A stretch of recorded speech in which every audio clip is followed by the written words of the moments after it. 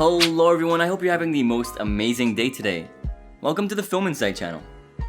For today's video, we're going to list out some of the most disgusting kitchens to be featured on Gordon Ramsay's 24 Hours to Hell and Back. So, without further ado, let's get right into the content, guys. Brownstone Bistro. Much like Ramsay's Hotel Hell and Kitchen Nightmares, 24 Hours to Hell and Back aims to save restaurants on the brink of closure, but in just 24 hours to increase the challenge. For the third episode of the first season, Ramsay pays a visit to Brownstone Bistro, which is a Creole restaurant in LA owned by a man named Clive Jackson.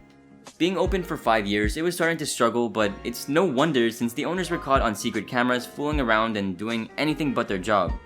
Jackson was a chef for a cruise line and a movie studio, so he had no problem bringing the restaurant some success in the beginning, which would often have lines to get in. Tragically though, Jackson's son was murdered, which resulted in not only his family suffering, but the bistro as well. Being too involved, he never took a day off. Chef Ramsay visited the restaurant wearing a disguise with some local food critics at his side, but no one greeted them on arrival. Eventually sitting down, they ordered classic dishes like lobster mac and cheese, jerk wings, grilled ribeye, and more. Their food came and boy was it horrible. The wings were cold and the mac and cheese had no lobster and artificial cheese was used. Appalled by what he just ate, Ramsay shows the staff footage of them goofing off and violating countless health codes, which makes one of the employees, Nicole, laugh. Following this, he begins to read out customer reviews about the poor service and food, which makes the line cook Terrence quit. To really make an effective change, the show's host sits down with Jackson, who reveals his wife also left him a week ago. What a hard life this man has. In the end, Ramsay was able to help the staff step up their roles a little bit more, give the restaurant an improved menu, new equipment, and better looking decor. Post-appearance on the show, the restaurant had mostly good reviews but closed down in 2018 and reopened a year later with new owners. The Trolley Stop Cafe. For this Season 2 episode, Chef Ramsay visits the Trolley Stop Cafe in New Orleans, Louisiana, owned by Ragnar Carlson. The restaurant has been open since 1995, making it the longest serving trolley route in the world. Buying the establishment from his grandfather, Carlson gave up his career and energy to take over the family business. Sadly, he invested all of his life savings into the Trolley Stop Cafe, and everything has only declined since he took over. Even being extremely qualified to run the business, he isn't very present in the cafe and seems to work from home. Going undercover once again, Ramsay disguises himself as a sheriff alongside two people from the local sheriff department. As they wait for their meal, the host notices how the decor is mismatched and the dining area is completely filthy. Secret cameras capture the chef handling the food in a very unsanitary manner, using a grill caked with old food debris, and there's still no owner.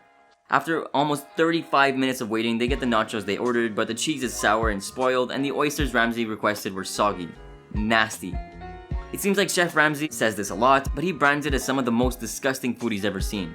Taking off his disguise, he gathers the staff and embarrasses them by showing them their unprofessional behavior, filthy kitchen with open containers of food and flies on fresh produce, which was all recorded by secret cameras.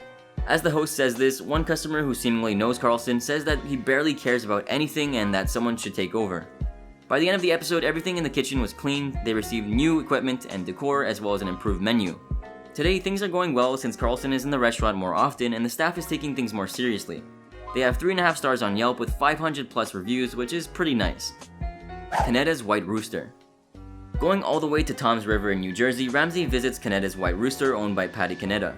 Being open for only a year, Patty wanted to showcase her grandmother's Cuban recipes to the world, but her restaurant was in grave trouble. Their executive chef Phil and server Jen seemingly blame every problem on the younger staff since they supposedly don't listen and do what they like, which causes a lot of conflicts. Patty's business partner Jeremy unfortunately invested $2 million into the restaurant, so he really needs it to succeed. Coming in with 2 actors from The Sopranos, Ramsay asked them to help keep his cover during their stay to get the full experience. Right off the bat, they noticed that there was no indication that this was a Cuban restaurant, inside or out. On top of this, people seated would get a horrible whiff of rotting fish whenever the kitchen door would open, which was rather unpleasant. Ordering empanadas, grilled octopus, and salmon, the food only starts to come nearly an hour later, and everything tasted and smelled putrid. Disgusted, Chef Ramsay interrupts the kitchen and asks them to join him in the dining room, to which he asks every customer there if they were enjoying their dining experience, and no one raised their hand. Through the hidden cameras, he shows the staff footage of spoiled raw chicken, flies on food, moldy fruit, and an extremely filthy kitchen. Upon further inspection of the kitchen, Ramsay even finds week-old salmon and rotten octopus, which results in him throwing up. After sitting down, talking with the staff, cleaning the stomach-turning kitchen, and making some renovations, the restaurant was back on its feet. At first, things were well received by customers, but ultimately they closed down in March of 2020, most likely due to the recent outbreaks. Boardwalk 11. Season 2 introduced Boardwalk 11, a restaurant/pub/karaoke bar in LA owned by Steven Spear, which Chef Ramsay was willing to save. Already having opened restaurants in the past which have all closed down, Boardwalk is his last standing business. For some odd reason, Spear likes to do everything in the restaurant rather than letting his staff do their job, which causes a lot of disorder. The head chef, Kat, wants more control over kitchen, but Spear doesn't seem to be willing to give her that. What's worse, Kat has little control over the kitchen staff, who always come to work hungover or late. This time, Ramsay arrives in a biker disguise with long locks and a leather outfit with a group of local bikers at his side. He noticed quite fast that the bar had been renovated while the rest of the restaurant had been neglected. Ordering sliders, some burgers, and meatballs, it comes within 8 minutes, which is quick, but the meatballs smelled odd, the burger was soggy, and the patty was gray. Once again, he declares the food to be some of the worst he's ever eaten, to be dramatic of course, and says the food tasted sour, as if it were reheated after being cooked days ago. Gathering the staff, he shows them footage of their filthy kitchen, which is packed with moldy food and cockroaches, but also shows them how foul their language is around customers. In order for things to change, Ramsay has to put the staff in their place, especially the owner, who was complicating things for his employees. After firing some deadweight employees, hiring better ones, improving the menu and decor, things were finally better.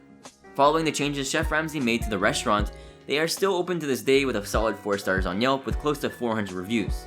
Pretty amazing turnaround. Patrick Malloy's.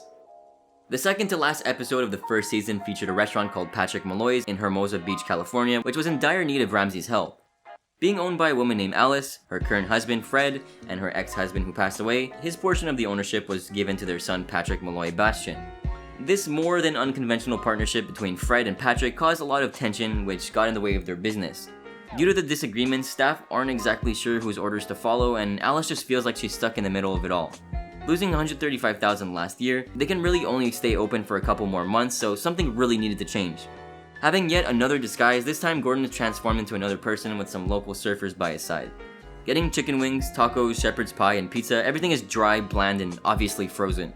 Fed up with his poor dining experience, he goes to interrupt the staff to show them footage of their behavior in the kitchen. As you might expect, it was completely filthy with things being moldy and staff engaging in cross-contamination and improperly storing produce.